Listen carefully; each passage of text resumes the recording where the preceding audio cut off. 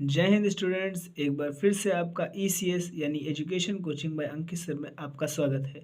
दोस्तों, आज की इस वीडियो लेक्चर में हम from the diary of Anne Frank class 10th chapter number 4 के पार्ट 2 को डिस्कस करेंगे। इससे पहले मैंने आपको पार्ट 1 में इसके पीछे का समझाया था। आज हम लोग उसके आगे का बचा हुआ पार्ट को डिस्कस करेंगे। अगर आपने पार्ट 1 नहीं देखा है तो पहले आप जाइए उस पार्ट 1 को देखिए, तभी आप पार्ट 2 यानी जो मैं आज समझाने जा रहा हूँ वो आप समझ पाएंगे।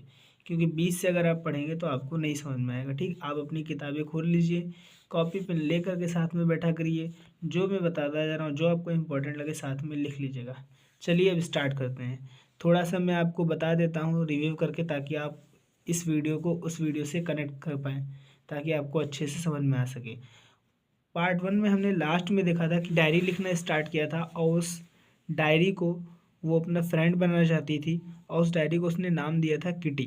ठीक है, उसने उसको नाम दिया था किटी, और उसको वो किटी अब बुलाती है। अब देखिए इसके आगे, और वो कहती है, since no would understand a word of my stories, कोई भी नहीं समझ पाएगा एक भी शब्द मेरी स्टोरीज कहानियों को, कोई भी मेरी कहानियों का एक भी शब्द नहीं समझ पाएगा।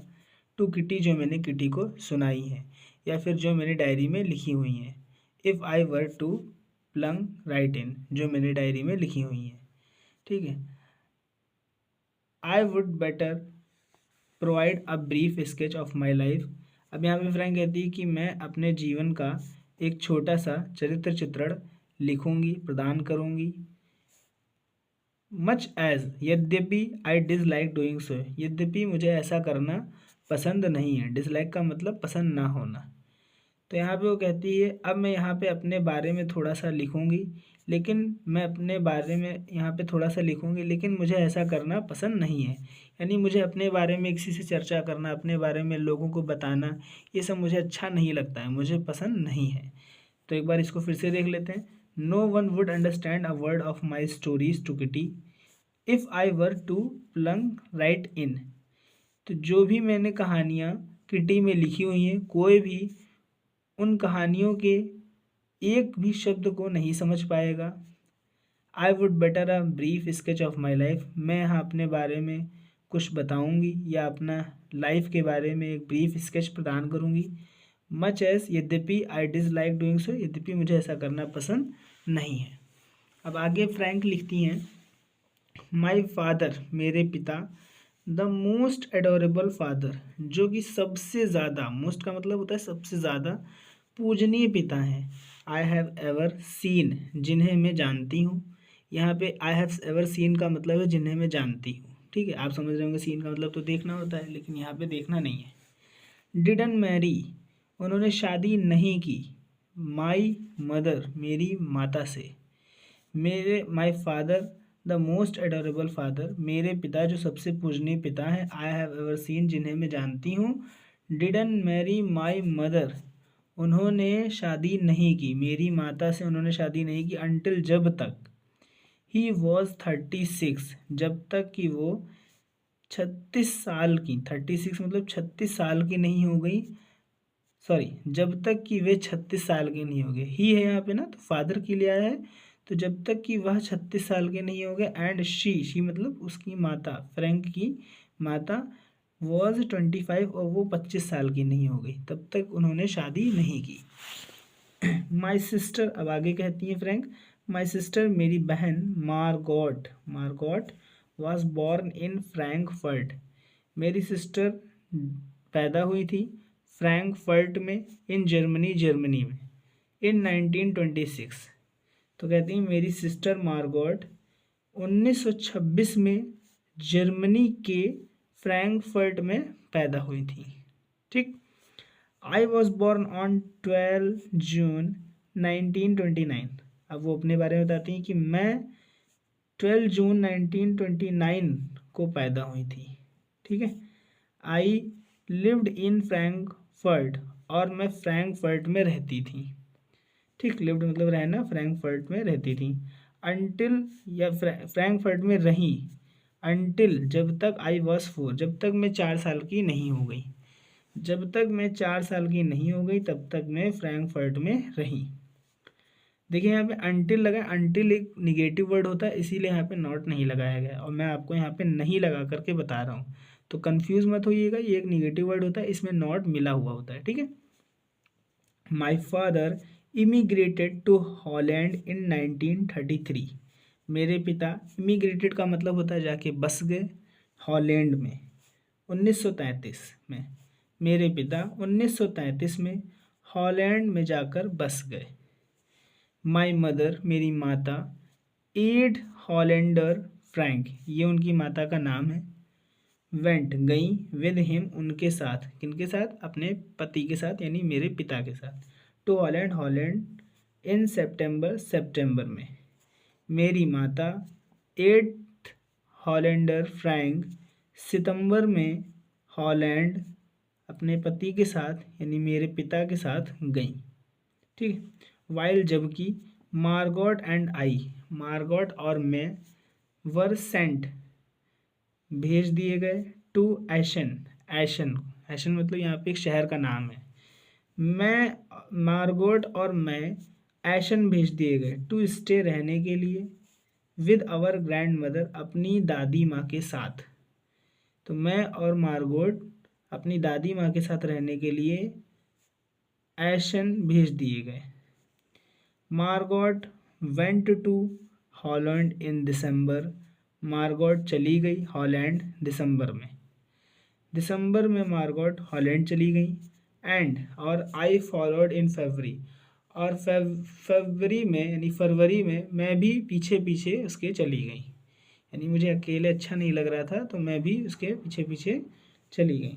व्हेन, जब, I was plunked down on the table as a birthday present for Margot, और जब मैं वहाँ गई तो मुझे बैठा दिया गया, प्लंक डाउन मतलब बैठा दिया गया, ऑन द टेबल, टेबल पर, एज, क्योंकि, अ बर्थडे प्रेजेंट फॉर मार्गोट, क्योंकि मार्गोट का बर्थडे था।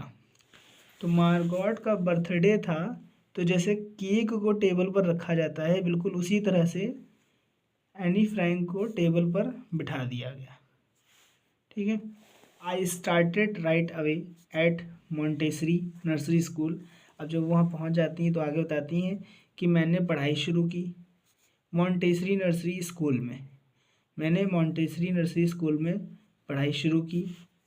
आई stayed there until I was 6, मैं वहाँ रुकी यानी मैंने वहाँ पढ़ाई की।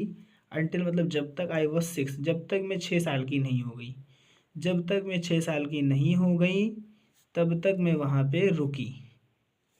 एट विच टाइम, उस समय, I started in the first form, उस समय मैं फर्स्ट फॉर्म में थी यानी मैं फर्स्ट क्लास में थी।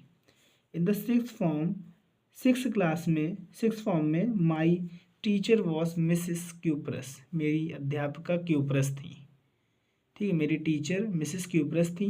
द हेड मिस्ट्रेस, जो कि मुख्य अध्यापिका थी, हेड थी। At the end of the year, साल के अंत में, we were both in tears, हम दोनों की आंखों में आंसू थे।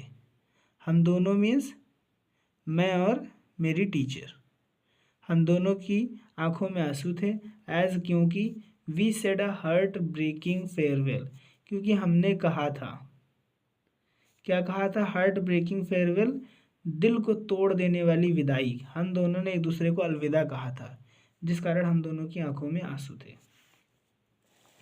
अब आगे एनी फ्रैंक लिखती हैं, इन द समर ऑफ 1941, 1941 की गर्मियों में, ग्रैंड माँ फेल इल, दादी माँ यानी ग्रैंड माँ बीमार हो गई।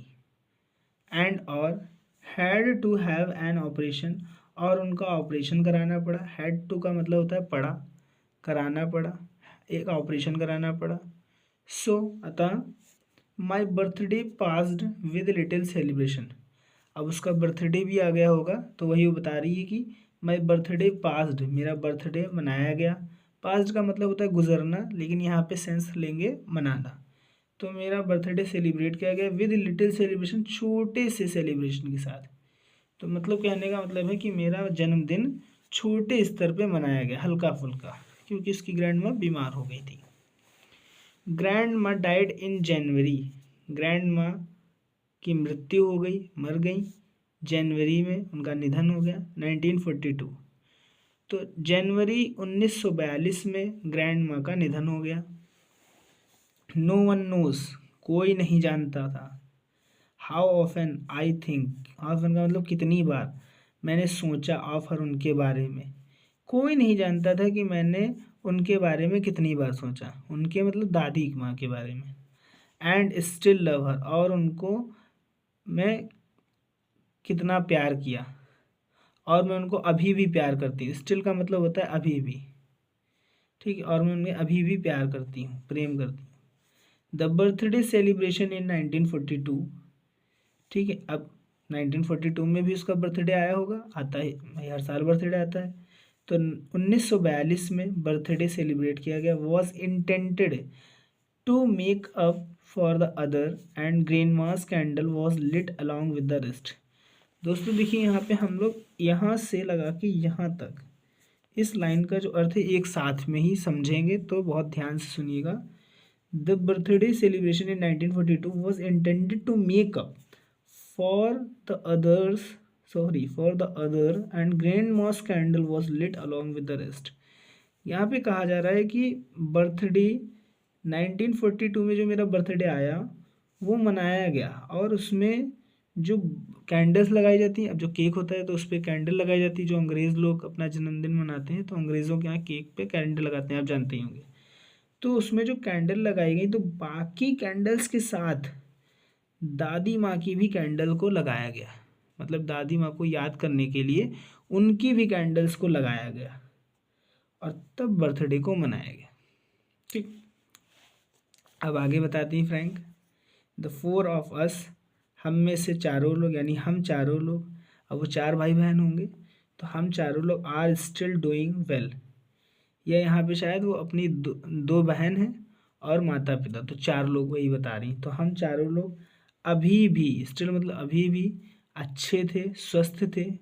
एंड डैड ब्रिंग्स मी, और कहती हैं अब मैं आती हूँ, टू द प्रेजेंट डेट, वर्तमान समय में, ठीक है, वर्तमान की तारीख पर। अब मैं वर्तमान की तारीख पर आती हूँ।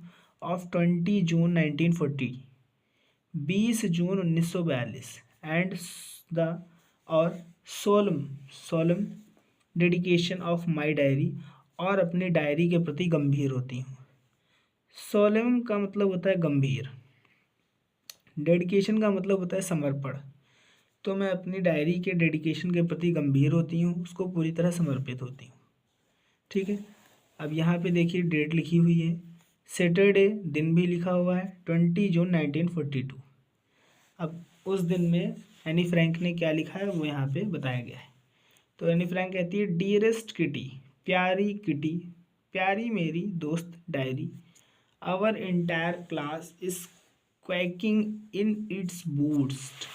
देखिए, क्वैकिंग इन इट्स बूट्स का मतलब है घबराहट से कांपना, ठीक है, घबराहट से कांपना। तो हमारी संपूर्ण कक्षा, इंटायर का मतलब होता है संपूर्ण, पूरी, हमारी पूरी क्लास कांप रही थी, घबराहट से कांप रही थी। द रीज़न, कारण था, ऑफ कोर्स, वास्तव में कारण यह था, is the fourth coming meeting, आने वाली मीटिंग। अब मीटिंग वहाँ होती होगी टीचर्स लोगों की, तो जो टीचर्स लोगों की आने वाली मीटिंग थी ये कारण था। इन विच, जिसमें, the teachers decide, teacher decide करते हैं। तो आने वाली जो मीटिंग थी जिसमें टीचर लोग डिसाइड करते हैं, जो भी डिसाइड करते हैं, वो मेन कारण था। तो इन विच, जिसमें टीचर डिसाइड करते हैं, who will move up to the next form. तो कौन जाएगा, मूव मतलब कौन आगे जाएगा, नेक्स्ट फॉर्म का मतलब है नई क्लास में, कौन अगली क्लास में आगे जाएगा। And who will be kept back, और कौन पीछे जाएगा, माने कौन पास होगा और कौन फेल होगा, सीधा सा ये कहा जा रहा है, ठीक है। Half the class is making bets. अब जो हाफ क्लास थी, मतलब आधी कक्षा थी, शर्त लगा रही थी। किस बात पे शर्त लगा रही थी? कि कौन पास होगा, कौन फेल होगा, ये पास हो जाएगा, वो फेल होगा, शर्त लगाओ। ऐसे करके हम लोग अपनी क्लासों में भी करते हैं। तो इस तरह से आधी क्लास शर्त लगा रही थी। जीएन एंड आई लॉफ, जीएन और मैं हंसी। अब GN यहाँ पे वो उसकी फ्रेंड होगी, ठीक है, तो उसी की बात की जा रही है। GN and I loaf, GN और मैं हंसी, आवर सेल्फ सिली, मूर्खता पर, सिली मतलब मूर्खता पर, एट द टू बॉयज़, दो लड़कों की, GN और मैं दो लड़कों की मूर्खता पर हंसी, बिहाइंड अस जो कि हमारे पीछे बैठे हुए थे या कि जो हमारे पीछे थे। CN and Jacques, CN and Jacques ये उनके नाम है दोनों लड़कों के। CN and Jacques who have staked, जिन्होंने दांव पर लगा दिया, स्टेक्ड का मतलब होता है दांव पर लगा देना, stacked their entire holiday saving, अपनी संपूर्ण छुट्टियों की बचत, जो भी उन्होंने छुट्टियों में पैसे वगैरह बचाए थे, जो भी उन्होंने बचत की थी, वो सब उन्होंने बेट, देयर बेट, अपनी शर्तों में लगा दिए, दांव पर लगा दिया। तो इसी मूर्खता पर वो दोनों हंस रहे थे। From morning to night it's, सुबह से शाम तक या सुबह से रात तक यही चलता रहता था। क्या चलता रहता था? यू आर गोइंग टू पास, तुम पास होने जा रहे हो। नो आई एम नॉट, नहीं नहीं मैं नहीं। यस यस यू आर, तुम ही।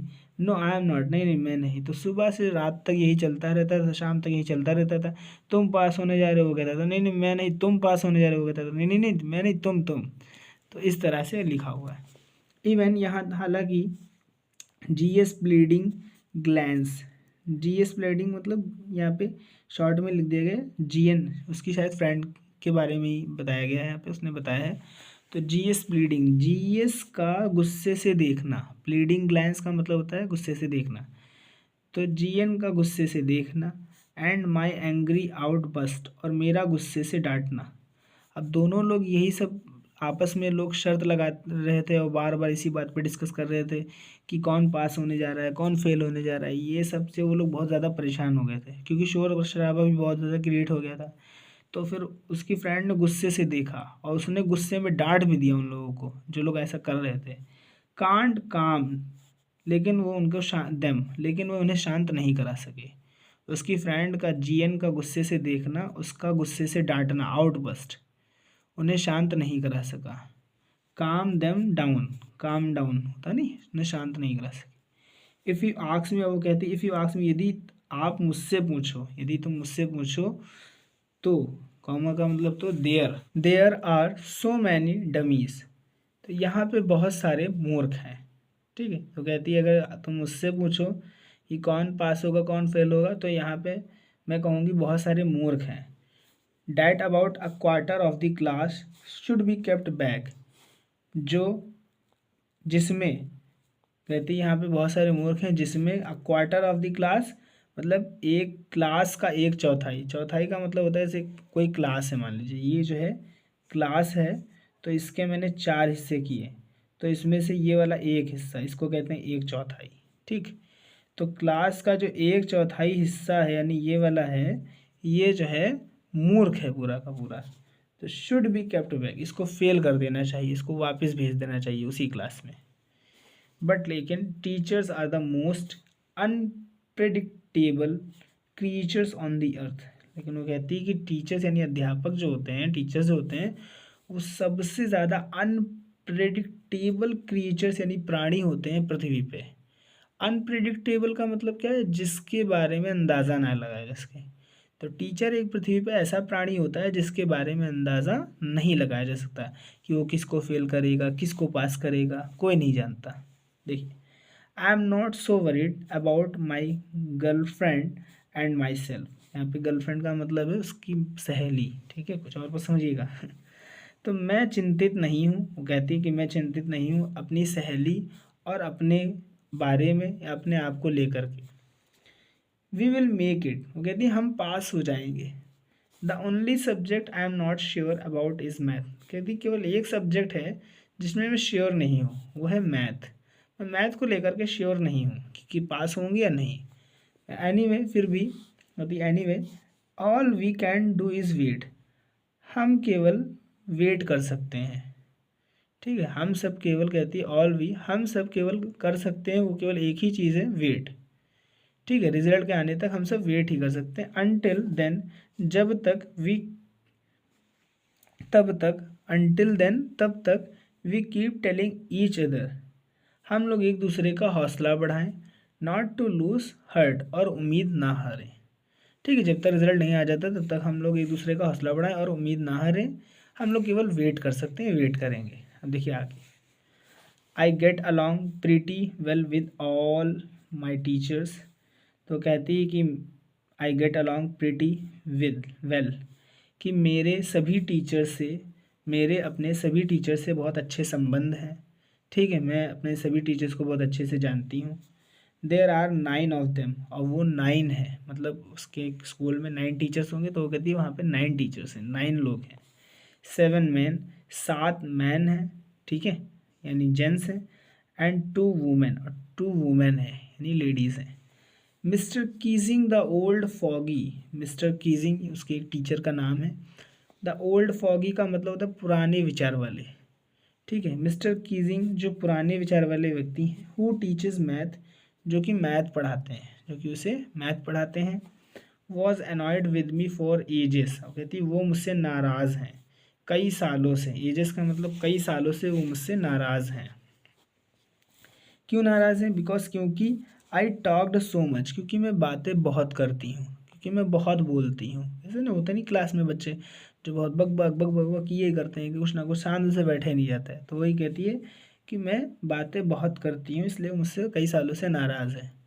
आफ्टर सेवरल वार्निंग्स, आफ्टर मतलब बाद, सेवरल कई चेतावनियाँ, कई चेतावनियों के बाद, कई वार्निंग्स के बाद, ही असाइंड, जब उन्होंने बहुत सारी वार्निंग्स दी होगी, चुप हो जाओ, चुप हो जाओ, वरना मैं तुम्हें पनिशमेंट करूँगा, ठीक है, सज़ा मिलेगी, तो वो तब भी नहीं मान रही थी। तो कई सारी वार्निंग्स के बाद उन्होंने आफ्टर ऑल पनिशमेंट उसे दे ही दी। क्या पनिशमेंट दिया? ही असाइंड मी, वो कहती है उन्होंने मुझे सौंप दिया, उन्होंने मुझे दिया एक्स्ट्रा होमवर्क। तो पनिशमेंट के रूप में उन्होंने उसको एक्स्ट्रा होमवर्क दिया। क्या होमवर्क दिया? एन ऐसे ऑन द सब्जेक्ट, एक ऐसे लिखने को दिया। अ चैटर बॉक्स, उसका सब्जेक्ट था चैटर बॉक्स, तो चैटर बॉक्स पे उसको एक ऐसे लिखने को दिया। तो वो कहती है a chatterbox, what can you write about that, आप इसके बारे में क्या लिख सकते हैं। मतलब वो इस भाव से कहती है कि चैटर बॉक्स के बारे में भला कौन क्या लिख सकता है, बड़ा अजीब सा टॉपिक है। तो कहती फिर I would worry about that, तो कहती मैं इसके बारे में बाद में सोचूंगी। यहाँ पे वरी का सेंस है सोचना, ठीक है, चिंता नहीं है। तो मैं इसके बारे में बाद में सोचूंगी, लेटर, बाद में सोचूंगी। आई डिसाइडेड, मैंने निश्चय किया, ठीक है, कहती है कि मैंने निश्चय किया, मैं इस टॉपिक के बारे में बाद में सोचूंगी। I jotted down the title in my book notebook, तो मैंने इस टाइटल को, यानी जो मुझे टॉपिक दिया गया था, मैंने इस टाइटल को अपनी नोटबुक में लिख लिया। टैग्ड इट, और अपने बैग में रख लिया, इन माई बैग। इट मतलब वही बुक को, नोटबुक को, और मैंने अपनी नोटबुक को बैग में रख लिया। And tried to keep it, और शांत रहने का प्रयास किया, शांत रहने का प्रयास किया, जितना हो सका मुझसे मैंने शांत रहने का प्रयास किया। डैट इवनिंग, उस शाम, डैट इवनिंग, उस शाम, after I had finished the rest of my homework, जब मैंने बचा हुआ होमवर्क समाप्त कर लिया, पूरा कर लिया। The note about the essay caught my eye, तो जो मैंने नोट लिखा हुआ था एसे, ठीक है, जो मैंने एसे का टाइटल अपनी नोटबुक में लिखा हुआ था उस पर मेरी नज़र पड़ी, ठीक है, यानी कॉट का मतलब पकड़ लिया, कैच की सेकंड फॉर्म थर्ड फॉर्म है, तो मेरी आई ने उस टॉपिक को पकड़ लिया, कहने का मतलब है मेरी नज़र उस टॉपिक पे गई, पड़ी। I began thinking about the subject, और मैंने उस सब्जेक्ट के बारे में सोचना शुरू किया, यानी उस निबंध के बारे में सोचना शुरू किया। While chewing the tip of my fountain pen, तो फाउंटेन पेन, अब कोई कंपनी होगी फाउंटेन, तो उसी का नाम दिया गया। तो मैं अपने कह रही अपनी फाउंटेन पेन की टिप, टिप का मतलब जैसे मान लीजिए एक पेन है, तो जो ऊपर का ये जो सिरा है इसको बोलते हैं टिप, ठीक है। तो अपनी फाउंटेन पेन का सिरा, ऊपर का सबसे सिरा यानी टिप को चिविंग मतलब चबाते हुए, ठीक है, चबाते हुए सब्जेक्ट के बारे में सोचना शुरू किया। Any one could ramble on and leave big spaces between the words, अब वो कहती है कोई भी लिख सकता था, कोई भी लिख सकता था, रैम्बल का मतलब होता है लिखना, रैम्बल ऑन, कोई भी लिख सकता था, and live big spaces between the words, और शब्दों के बीच में बहुत बड़ी बड़ी जगह छोड़ सकता था। तो कहने का मतलब है शब्दों के बीच में बहुत बड़ी बड़ी जगह छोड़ करके कोई भी लिख सकता था। जैसे लोग लिखते नहीं, बहुत दूर दूर लिखते हैं, कॉपी भरते हैं एग्ज़ाम वगैरह में, तो उस तरह से वो बता रही है, कोई भी लिख सकता था। बट लेकिन the trick was to come up, लेकिन उसके दिमाग में एक ट्रिक आई, एक विचार आया विद कन्विंसिंग आर्गूमेंट, कि वो कन्विंस करेगी। आर्गूमेंट्स मतलब तर्क से, अपनी बात से, ठीक है, अपनी बात से वो जो है कन्विंस करेगी, ना कि वो कॉपी भरने का प्रयास करेगी। वो उसके दिमाग में विचार आया कि वो अपने टीचर को आर्गूमेंट से कन्विंस करेगी, अपने तर्कों से कन्विंस करेगी, and to prove the necessity of talking, और साबित करने का प्रयास करेगी, ठीक है, प्रूव करने का प्रयास करेगी बात की आवश्यकता, कि बात की कितनी आवश्यकता है, कि बात करना कितना ज़रूरत है। बात लोगों को भी करना चाहिए, लोग बातचीत नहीं करेंगे तो लोग गूंगे हो जाएंगे, लोगों को बोलना ही चलना नहीं आएगा, ठीक है।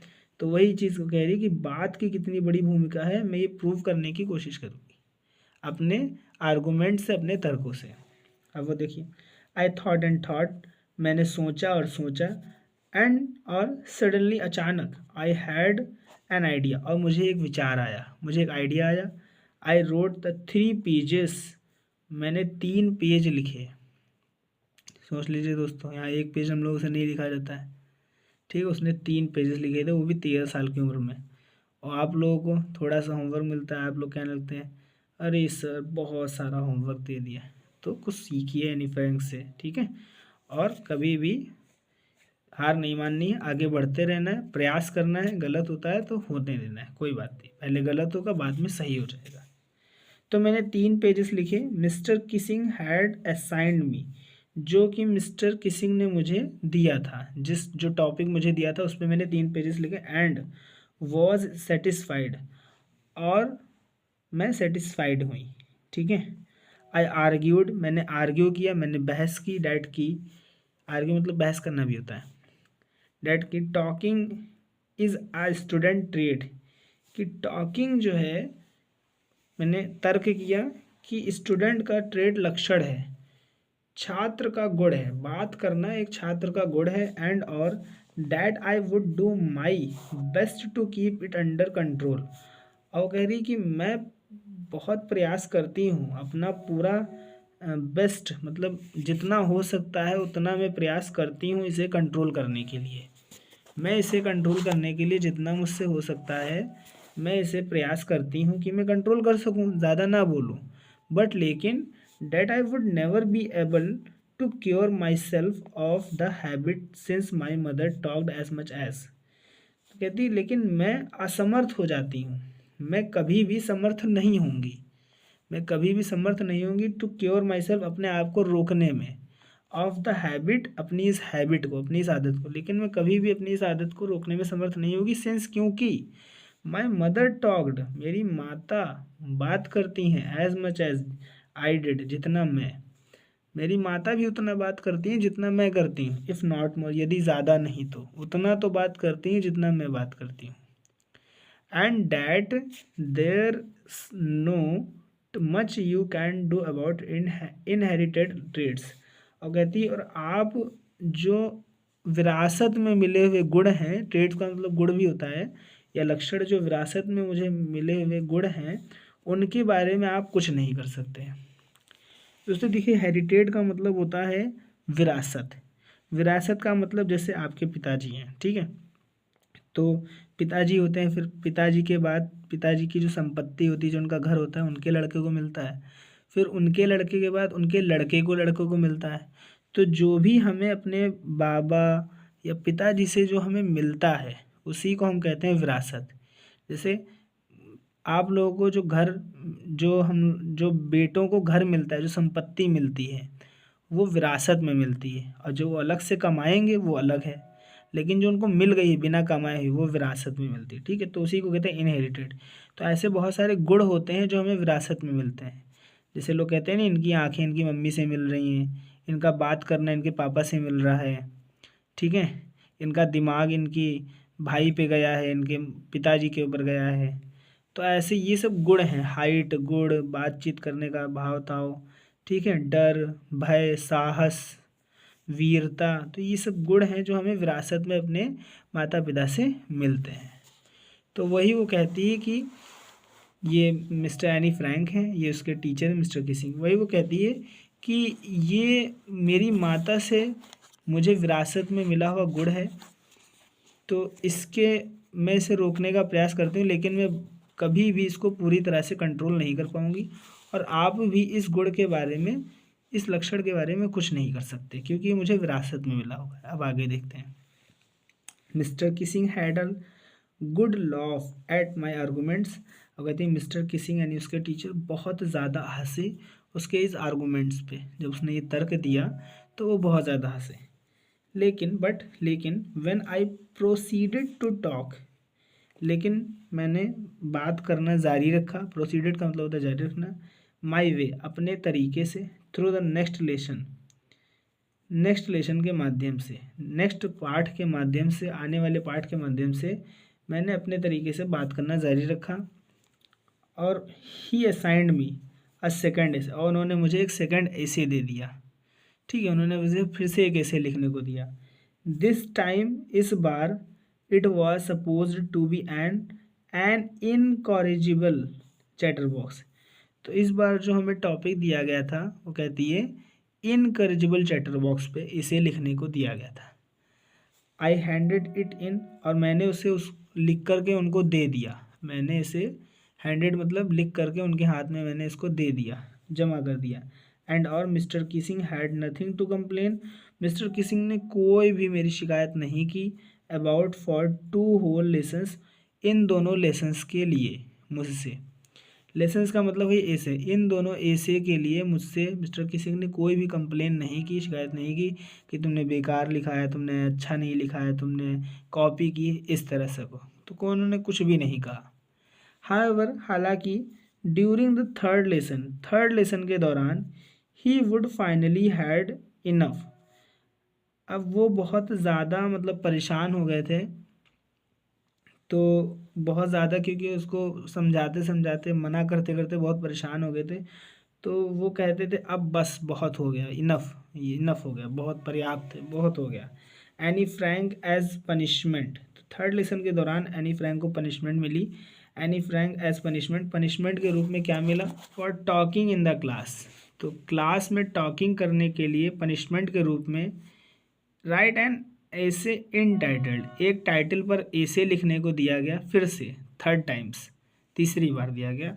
क्वैक क्वैक क्वैक, तो ये 3 वर्ड्स दिए गए। कहा इस पे ये टाइटल है आपका और इस पे आपको इसे लिखना है, said mistress chatter box, mistress chatter box पे लिखना है। ठीक है, इस टॉपिक पे आपको इसे लिखना है, सेड मिस्ट्रेस चैटर बॉक्स। ऐसे कहा गया mistress chatter box, mister chatter box, आपको इस टॉपिक पे ये ऐसे लिख के लाना है। तो देखिए, द क्लास रोर्ड, तो जैसे उनके टीचर ने ये टॉपिक दिया कि इस टॉपिक पे आपको ऐसे लिख के लाना है, तो पूरी क्लास हंसने लगी ज़ोर ज़ोर से। कहा ये कैसा टॉपिक है, क्वैक क्वैक क्वैक। तो पूरी क्लास हंसी। रोर का मतलब होता है दहाड़ना, लेकिन यहाँ पे मतलब है ज़ोर ज़ोर से हंसना। I had to laugh too, और मैं भी हंसी, मैं भी हंस पड़ी। दो, यद्यपि, आई वुड नियरली एग्जॉस्टेड, ठीक है, वो कहती है यद्यपि मैं लगभग थक चुकी थी। नियरली का मतलब होता है लगभग, एग्जॉस्टेड का मतलब होता है थक चुकना या समाप्त हो चुकना। My ingenuity on the topic of chatterbox, तो वो कह रही है इग्न्यूटी मतलब लिखना। तो चैटर बॉक्स पे मुझे टॉपिक पे जितना भी लिखना था मैं वो सब लिख चुकी हूँ। अब मेरे पास शब्द समाप्त हो गए हैं, अब मेरे पास जो मैटर था लिखने का वो सब समाप्त हो गया है। एग्जॉस्टेड का मतलब होता है समाप्त होना। तो मैंने लिख लिख कर वो सारा मैटर समाप्त कर दिया। मैं लिख लिख कर मैं इस टॉपिक के बारे में थक चुकी हूँ, अब मैं इसमें और क्या लिखूँ। तो कहती it was time to come up with something else, अब बारी है कुछ और लिखने की। समथिंग एल्स का मतलब कुछ और लिखने की। समथिंग ओरिजिनल, कुछ वास्तविक, कुछ नया लिखने की। अब बारी है कुछ नया लिखने की। माई फ्रेंड सैनी, अब कहती है मेरी मित्र Sanne, who is good at poetry, जो कि बहुत अच्छी है, जो कि बहुत अच्छी थी पोइट्री में, ठीक है। ऑफर्ड टू हेल्प मी, वो मुझे ऑफ़र करती है मदद करने के लिए, वो कहती है मैं तुम्हारी मदद कर सकती हूँ। राइट द एसे, एसे लिखने में from the beginning to end, शुरुआत से लगा के अंत तक मैं तुम्हारी मदद कर सकती हूँ एसे लिखने में, शुरू से लगा के अंत तक। इन वर्स, वर्स का मतलब होता है पोइट्री फॉर्म में, यानी कविता के रूप में, क्योंकि वो पोइट्री में बहुत अच्छी है, कविताएं वगैरह लिखा करती होगी, तो कहती है मैं कविता के रूप में तुम्हारी ऐसे लिखने में मदद कर सकती हूँ। And I jumped for Joy, और जैसे ही उसने इस बात को सुना, यार मेरी मित्र मेरी मदद करने आ रही है और कविता के रूप में ऐसे में लिखने में मेरी मदद करेगी, मुझे समझ में नहीं आ रहा मैं क्या लिखूँ, ये बहुत अच्छी बात है। तो वो खुश हो गई, आई जम्प्ड फॉर जॉय मतलब वो बहुत ज़्यादा खुश हो गई, उछल पड़ी खुशी के मारे। Mr Keesing was trying to play a joke on me, अब मिस्टर किसिंग वो ऐसा सोचती है कि मिस्टर किसिंग प्रयास कर रहे हैं एक जोक बनाने का, मतलब मेरा मजाक उड़ाने का, मेरा मजाक उड़ाने का मिस्टर किसिंग प्रयास कर रहे हैं। विद दिस रेडिकुलस सब्जेक्ट, इस हास्यप्रद सब विषय के साथ, रेडिकुलस का मतलब होता है हास्यप्रद, इस मजाकिया विषय, इस मजाकिया सब्जेक्ट, हास्यप्रद सब्जेक्ट के साथ मिस्टर किसिंग मेरा मजाक बनाने का प्रयास कर रहे हैं। बट लेकिन I would make sure the joke was on him, लेकिन मुझे कहती है मुझे पक्का यकीन है कि ये जोक उनके ऊपर उल्टा हो जाएगा, मतलब उनका ही मजाक बन जाएगा। ठीक है, the joke was on him, या जोक उनके ऊपर होगा। ठीक है, उनके ऊपर उल्टा हो जाएगा। तो मतलब वो इस तरह से होती है, जो दूसरों के लिए गड्ढा खोदता है उसी में खुद ही गिरता है, वो इस तरह से यहाँ पे सेंस लेती है शायद। तो आई फिनिश्ड माई पेन, मैंने अपना पेन समाप्त किया। एंड इट वॉज ब्यूटीफुल, ये बहुत अच्छा था। तो कहती है मैंने इस, सॉरी पेन नहीं है पोएम है, मैंने अपनी पोएम समाप्त की। ठीक है, अब वो उसने ऐसे लिख लिया होगा, तो वो कहती है मैंने अपनी पोएम समाप्त की। एंड इट वॉज ब्यूटीफुल, ये बहुत अच्छा था, चूँकि उसके फ्रेंड ने लिखा है, उसकी मदद की है, तो पोइट्री में बहुत अच्छी थी, तो ये बहुत अच्छा ही होगा, सुंदर होगा। It was about a mother duck, ये जो है एक मदर डक के बारे में था। ठीक है, डक मतलब बतख। And a father swan with 3 baby ducklings, तो एक मदर डक और एक फादर स्वान के बारे में था। ठीक है, स्वान मतलब हंस। विथ 3 बेबी डकलिंग्स, जिनकी 3 बच्चे थे। ठीक है, डकलिंग्स का मतलब कहा गया जिनकी 3 बेबी डकलिंग्स थी, मतलब जिनके 3 बच्चे थे। Who were beaten to death, जो कि मार दिए गए थे। ठीक है, जो कि पिता ने जिन्हें मार दिया था। बाय द फादर, फादर के द्वारा, वही जिनको मार दिया गया था पिता के द्वारा। ठीक है, क्यों मार दिया गया था? बिकॉज क्योंकि दे क्वैक्ड टू मच, क्योंकि वे क्वैक्ड टू मच, यानी क्वैक्ड का मतलब है बात, वो बात बहुत करते थे। क्योंकि आपने अगर बतख को कभी देखा है और उनको 2-3 मिनट तक देखा है, उनको सुना है तैरते हुए आवाज़ करते, तो वो ऐसे बोलते हैं क्वैक क्वैक क्वैक। तो वे बातें बहुत करते थे, इसलिए उनके पिता ने उनको पीट पीट करके मार डाला। तो लकीली, सौभाग्य से, mister Keesing took the joke, सौभाग्य से मिस्टर किसिंग इस जोक को समझ गए द राइट वे, सही तरीके से, मतलब सही तरीके में उन्होंने इस जोक को समझ लिया। He read the poem to the class, और उन्होंने इस कविता को क्लास में पढ़ा। ठीक है, एडिंग हिज ऑन कमेंट्स, और अपने कमेंट्स भी ऐड किए, मतलब अपने विचार भी ऐड किए कि अच्छी है, बहुत अच्छी है, शानदार है, इस तरह से। And to several other classes as well, और अन्य क्लासों में भी पढ़ी, और कई अन्य क्लासों में भी जाके पढ़ी। इतनी अच्छी कविता थी, उनको इतनी अच्छी लगी कि उन्होंने क्लास में पढ़ी और अन्य क्लासों में भी पढ़ी। Since then I have been allowed to talk, और उस दिन से मुझे अलाउ कर दिया गया। ठीक है, या तब से, सिंस देन तब से मुझे अलाउ कर दिया गया बात करने के लिए, मुझे अनुमति मिल गई बात करने के लिए, बात करने के लिए मुझे अनुमति मिल गई। And haven't been assigned any extra homework, और मुझे कोई भी एक्स्ट्रा होमवर्क नहीं दिया गया। ऑन द कंट्रेरी, इसके विपरीत, कंट्रेरी मतलब इसके विपरीत, mister Keesing always making jokes these days, इसके विपरीत मिस्टर किसिंग इन दिनों अक्सर मजाक करते रहते थे। तो दोस्तों, ये आपका लेसन नंबर 4 क्लास 10th का from the diary of Anne Frank यहाँ पे कंप्लीट हो गया है। I hope you have understood all the things, all the paragraphs of this chapter. दोस्तों, अब हम इसकी नेक्स्ट वीडियो में आपको बताएंगे इसके आपको समझाएंगे, इसके शॉर्ट आंसर्स, फिर उसके बाद इसके लॉन्ग आंसर्स। ठीक है दोस्तों, अब हम मिलेंगे इसकी नेक्स्ट वीडियो में, तब तक के लिए जय हिंद।